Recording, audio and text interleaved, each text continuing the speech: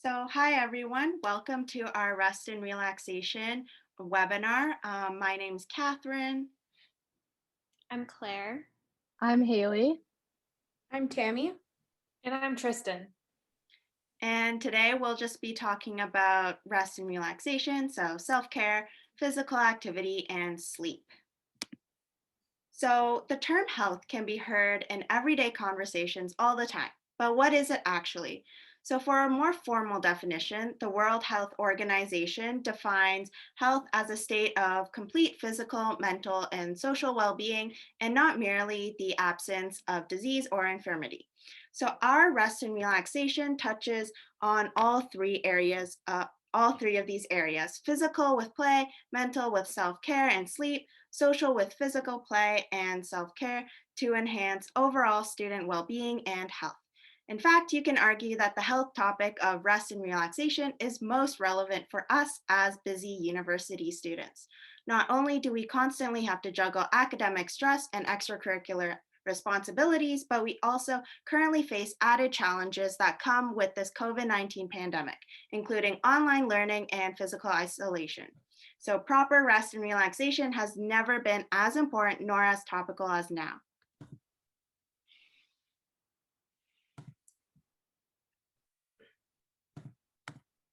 Our learning goals are 1, understanding the importance of rest, relaxation, and play in order to improve your stress management, self-care, and sleep.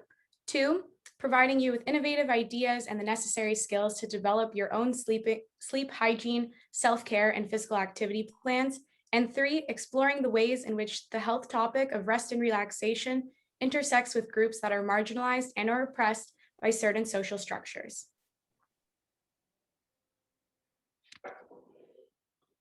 So, why engage in play? Play can be any activity that you engage in for enjoyment or recreation.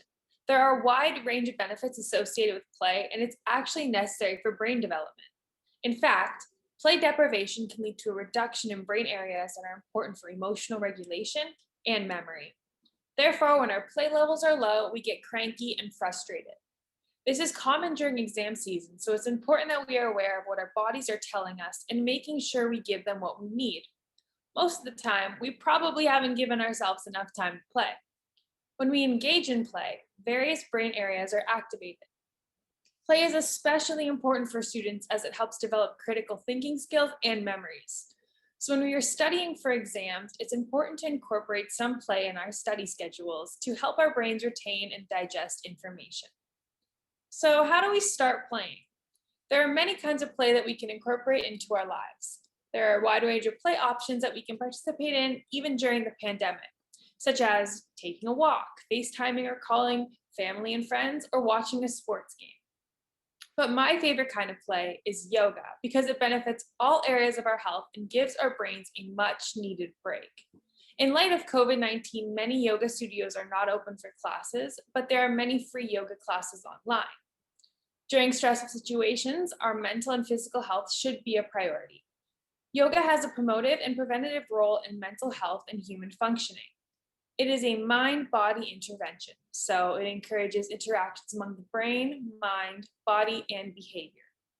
Yoga also promotes mindfulness, which aids in stress and anxiety reduction, enhances concentration and clarity, and encourages positive thoughts and self-acceptance. During times of stress, mindfulness is key to helping you reset and tackle whatever you need to do head on. Yoga can also help improve your sleep and energy levels while relieving any pain, such as the neck pain and back tension we all get from sitting at our desks. So now let's move on to why sleep is your superpower. So did you know that according to the 2019 National College Health Assessment Survey, that 64% of Queen's students felt tired or sleepy during the day? And almost 33% of students reported that they regularly had an extremely difficult time falling asleep. Moreover, according to the CDC, up to 35% of adults are not getting enough sleep. This means that about 84 million adults across the country are sleeping fewer than the recommended 7 to 9 hours a night. It is safe to say that our current society, and particularly university students, is facing a sleep deprivation epidemic. Speaking of epidemic, sleep experts are reporting drastic increases in sleeping problems and disorders due to the stress and uncertainty associated with the COVID-19 pandemic. In fact, they are even calling this surge in sleep issues COVID insomnia. We all know that sleep is essential for good health, but how exactly is it important to our bodies and daily activities? Well, first of all, sleep is crucial for learning and long term memory.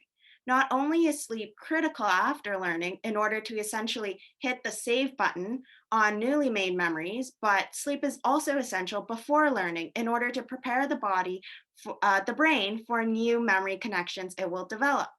As an interesting note, in a study examining whether sleep deprivation and the act of pulling an all nighter truly helps improve memory performance the following day, researchers discovered that the individuals who were sleep deprived experienced a 40% deficit in their brain's abilities to form new memories. If you think about this, that lost 40% can make the difference between an A and a fail on a final exam. So, in addition to its effects on brain function, poor sleep can also negatively impact other body systems, including our immune system. A lack of sleep is associated with a reduction in immune response. In fact, chronic sleep deprivation can increase your susceptibility to infections and diseases that a well rested body would otherwise be able to fight off. Given our current health crisis, getting enough sleep is absolutely critical so that we can keep our immune defenses healthy and in top condition. So, clearly, sleep is essential for performing our regular activities and normal functioning. But how can we get better sleep? Luckily, there are several strategies that can be applied to achieve those 7 hours of needed rest. The first and most important tip is to keep a regular sleep schedule. Go to bed and wake up at around the same times. This way, your body gets into the habit of shutting down and becoming sleepy at night, which may help you fall asleep faster and sleep more soundly. Second, make sure that your sleeping environment is cool. So the body requires the surrounding temperature to be several degrees cooler than normal body temperature in order to fall asleep. This is why it's always easier to fall asleep in a colder room than in a hotter room. Third, try to limit the number of naps you take during the day. If you do decide to take a daytime nap, make sure it's under an hour and before 3 p.m. so that your body still feels tired at night. Finally, if you're tossing and turning because you can't seem to be able to fall asleep, try getting out of bed and doing something else, like reading, until you feel sleepy again. This way, your body will still associate your bed with sleep rather than wakefulness. So we all seem to treat sleep as a luxury that's solely reserved for weekends, but given the health and performance benefits that good sleep offers, I believe it's time that we actively take better care of ourselves and give our brains the rest that they deserve. Now let's test our newfound knowledge with a little bit of sleep trivia. So how much of a deficit can the brain suffer from if someone is sleep deprived? Is it 10, 40, 50, or 30? And so I encourage you all to pause the video at this time and answer the question yourself. Okay, so the answer is 40%. Is your back sore, neck sore, eyes too? Have you spent your whole day looking at your laptop in bed? As a student, practicing self-care activities can be easily dismissed. Now, with COVID-19, students have been finding themselves looking at screens and being sedentary for even longer periods of time than before. Practicing self-care techniques, therefore, has never been more important. So, what is self-care and why is it so important? Self-care is any activity that you deliberately do to take care of your physical, emotional, spiritual, and social health. There are many reasons why self-care is so important to practice regularly. Practicing self-care provides short-term benefits like eliminating feelings of stress and anxiety and promotes healthy relationships. Self-care activities make you feel good, more motivated, and at peace. Regularly practicing self-care activities can also contribute to long-term benefits like enhanced self-esteem and self-knowledge and can improve your resistance to diseases. We all frequently forget to take care of ourselves and sometimes we don't even know how to. So here's a list of examples of self-care activities that you could practice. For physical self-care, you can exercise and try your best to get 150 minutes of physical activity into your week. If that goal is unattainable at the moment, don't worry. Just try your best to break up your sedentary behavior. Even standing while you read or do work is a great way to accomplish this. Also, do your best to eat balanced and nutritious meals like lots of veggies and fruits, and try to get a consistent 7 to 9 hours of quality sleep. Sensory self-care includes mindful meditation and listening to soothing music. For emotional self-care, you can try journaling, setting boundaries, and learning how to say no, booking and going to your therapy sessions. And for intellectual self-care, you can try watching a documentary, organizing your schedule. And for social self-care, you can try spending time with loved ones or considering joining a group with people who share some similar interests with you. And finally, for spiritual self-care, try taking a walk in nature and reflect on its beauty and make a list of all the things you're grateful for. Some more general things that you can do to improve your overall health include making yourself a morning and nighttime routine that requires you to leave your bed, having a designated work environment. For example, you can study at your desk and or with your housemates, and try putting your phone away and not watching TV while you study. Also, don't forget to take study breaks. Study breaks are also very important for maintaining good mental health as a student. There are two types of study breaks in which you can engage in: active and passive breaks. Active study breaks require us to get up, leave our work environment, and get the cardiovascular system activated. For example, you can take a walk, work out, or stretch. Passive study breaks do not require so much work. Passive breaks can be as simple as scrolling through Instagram, cleaning your room, or taking a power nap. It has been proven that short and frequent breaks, about 5 to 15 minutes every 1 to 2 hours, or longer breaks, about 30 minutes for every 2 to 4 hours, depending on your task, is important for your health. Study breaks can help you to retain information and ensure that you are being productive. They also give you the opportunity to reset your brain, allowing you to approach tasks with more motivation and clarity. Breaks can also help prevent decision fatigue. So if you can't take a break, consider switching tasks. For a short activity, write down 3 to 5 self-care or study break activities that work for you or that you think could benefit you. This can serve as a reminder for you in the future. Pause the video now to write down 3 to 5 things. So now we're going to take a break from all this content and do a 5-minute body scan together. And meditations like this are a great option for a study break that will give you a chance to take a moment to focus inwards.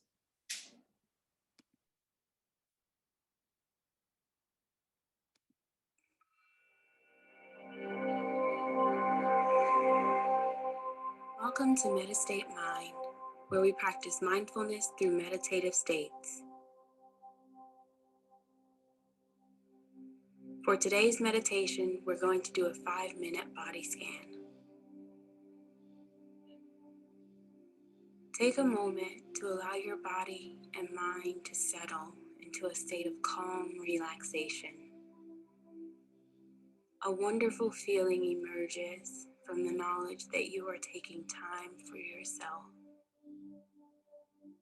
Your mind and body are responding to this gift.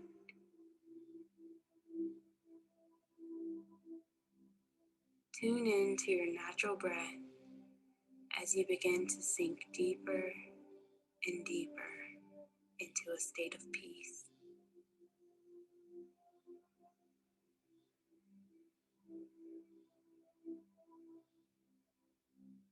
Notice your body in its current position, feeling the weight of your body on the chair or the floor.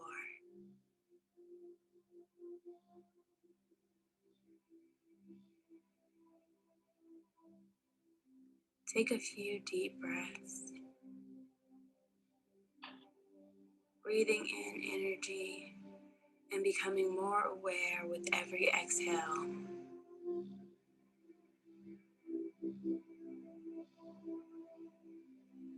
Bring your attention to your feet. Notice the sensations and any points of contact that are present for you. Perhaps the feel of the floor beneath your feet, or the absence of floor, the weight and pressure of your socks or shoes, the temperature, perhaps the feel of the air on your skin. Whatever is present for you.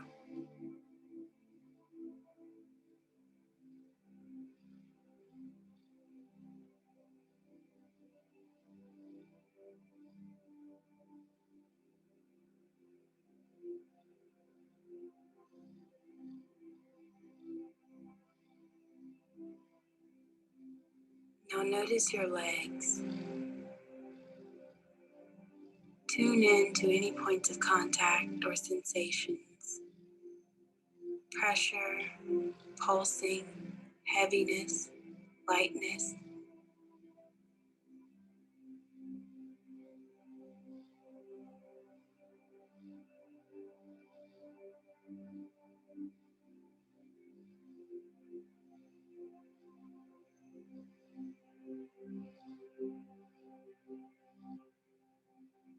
Notice your back.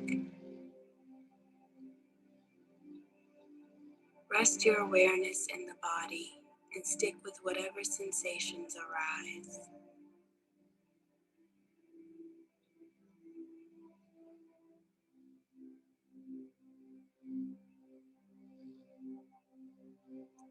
Bring your attention to your belly. If your stomach is tense or tight, let it soften. Now notice your hands.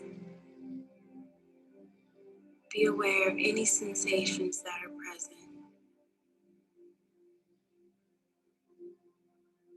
If you notice that your hands are tense or tight, see if you can allow them to soften.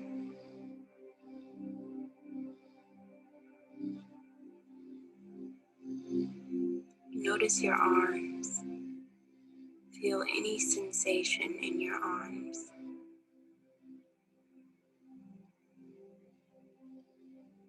Let your shoulders relax. Feel your body becoming heavier as you become more and more deeply relaxed.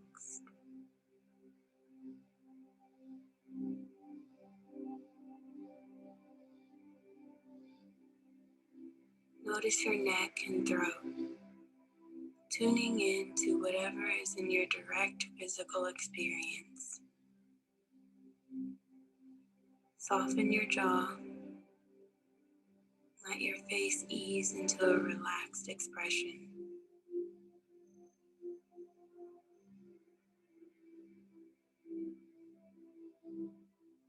Now notice your whole body.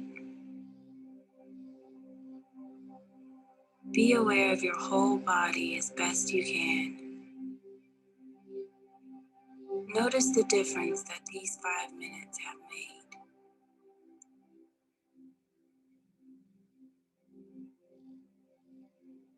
And when you're ready, you can open your eyes.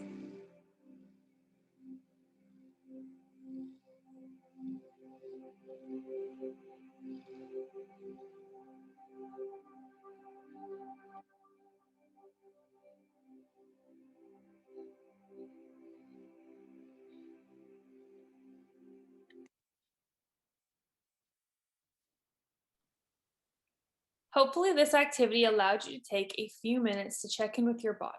If you are ever feeling overwhelmed, remember to look internally to find out what your body needs. If you are interested, there are many videos just like this on YouTube to help you rest and relax.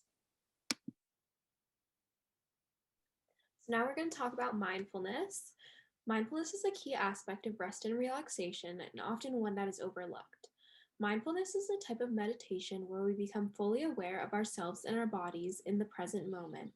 As we get caught up in schedules, plans, negative and positive emotions, we tend to either focus on the past or the future. This may make us obsessive, restless, or anxious. We are all capable of being present in the moment, although we may not think to take time just to think about the present moment. When you Google mindfulness, the images that come up are frequently of a woman sitting on a mountain or a beach with a beautiful sunset in the background. If the present moment was always this nice, it'd be easy to listen to the birds chirp or the wind blow or the waves crash. But the present isn't always like that. At university, we hear people arguing, sirens roaring, music blasting, and cars passing. Life is not always so perfect in the present moment, which may cause us to escape to better times. It is important that we accept our present scenario, whether it be good or bad. In order to be mindful, you do not need to be sitting in a park with perfectly cut flowers on a warm summer day, and you don't need to be sitting in a yoga studio with beautiful large windows. You can practice mindfulness wherever you are and whatever your situation is. When we practice mindfulness, our main goal is acceptance. We are trying to listen to our thoughts without judgment. We do not, for example, label them as good or bad. There are many benefits to mindfulness, including an overall improvement in your well-being, an improvement in your physical health, and improvement in mental health. Studies have actually shown that mindfulness can reduce stress and anxiety. As schoolwork and exams pile up, so does stress, and it can be difficult to control how stressed we get because we often let our thoughts focus on all the work we have to do tomorrow or what we need to study for in an hour. Just taking 1 minute to let ourselves focus on the present can make us feel more at ease. Mindfulness can also reduce pain, improve depression, insomnia, sleep, and improve our attention spans. It can be nearly impossible to make your brain focus on the same content you have been studying for 4 hours. Let yourself take a break. You're not wasting time by taking a break and practicing mindfulness. You're actually making an investment in yourself and your well-being, which will in turn improve your performance on assignments and assessments. We might wonder, how does mindfulness even work? Experts believe that when we accept negative and positive emotions, we are able to grasp and gain perspective on irrational, maladaptive, and self-defeating thoughts. Some mindfulness techniques include basic mindfulness meditation, body sensations, and sensory emotions. In order to start being mindful, we must first practice concentration and acceptance. They're not easy to master, and trying again and again is the most important thing here. In order to concentrate, we can start with deep breathing and focusing on our breaths. We let our thoughts pass, but we don't fixate on them. We will also notice external senses, but we will not fixate on these either. In order to practice acceptance, we must frequently redirect ourselves if our mind wanders to the future or the past. Now we will be talking about intersectionality. The term intersectionality, popularized by Kimberly Crenshaw, is a complex term that aims to explain how multiple forms of discrimination combine or overlap to create inequalities with some marginalized groups, such as women or people of color. Kimberly gave a powerful and thought-provoking TED Talk about why it is that these groups are so easily discriminated against due to society's framing of social issues. Regarding rest and relaxation, intersectionality is a great tool and frame that looks at how some marginalized groups may not experience the same rest and relaxation that others receive, which is due to many factors such as economic status, occupation, race, gender, and education. It was shown that those who have a higher economic status can enjoy more work anatomy, engage in less manual labor, and have fewer occasions of being exposed to health risks. When assessing whether an individual has the same opportunities and resources as someone else, it is important to look at 4 aspects. 1, social interaction, the individual's social cohesion and social networks. 2, environment, both physical/infrastructure and exposure to substances. 3, geographical, the economic conditions such as investments and redevelopment. 4, institutional, mechanisms that may enhance vulnerability through stigmatization, financing, racism, sexism, and other oppressions. Although these 4 aspects do not account for all health outcomes, it has been considered to account for a portion of some health inequities. For example, a transgender African American woman who is considered low income would have significantly different health outcomes than a white male who is considered high income due to the inequalities of race, gender, and economic status. Much research has been put on the place of an individual, specifically how a place is socially reproduced through interaction. The place is where the individual resides and how external aspects therefore affects the individual. If an individual cannot afford the proper food to fuel their bodies or have access to a gym and healthcare services, this can cause stress for the individual. With this stress, it can therefore be difficult for the individual to find time to de-stress and relax. since they're dealing with large daily stressors. It is therefore important that the healthcare system begins to look at the individual at a broader scope of the place to accurately assess how the individual copes with stressors. It is quite difficult to accurately assess what will be a healthy coping mechanism for de stressing due to certain groups being oppressed. Yet, reaching out for help to fellow classmates, friends, and family is a good starting point to ensure that everyone has an equal opportunity to access the resources needed. Looking at these inequalities from a community care standpoint can change how these resources are distributed and can have the largest impact on those in need. Now for a multiple choice question. What are one of the four aspects to look at when assessing whether an individual has the same opportunities and resources as someone else? Take a moment to pause the video. The answer is A. Okay, so by now we've probably been sitting for a long time. So I'm gonna ask you to stand up with me and we're gonna do a little bit of a stretch. So I wanna start by reaching up nice and high to the sky. Really stretch out your upper body and then touch your toes if you can or reach down below. A nice leg stretch and come back up. Reach to one side. Nice job. And to the other side. Beautiful. Now, for all of our sore necks, we're going to start by gently pulling our neck to one side. Be very gentle just to get that nice stretch right here. And other side.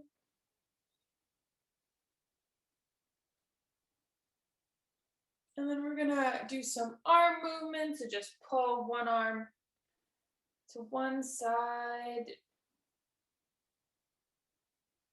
Nice job. And the other side. Of course, if you want to do it for longer, by all means, but give you some quick at your desk stretches.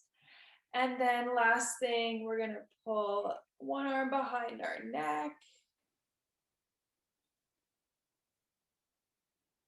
And then do the same with the other arm.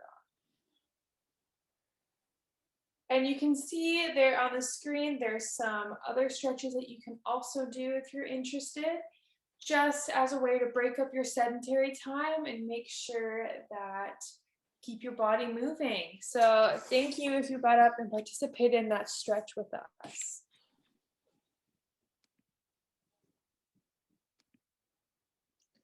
Play, study breaks, and mindfulness all intersect to ensure that we are allowing ourselves to rest and relax.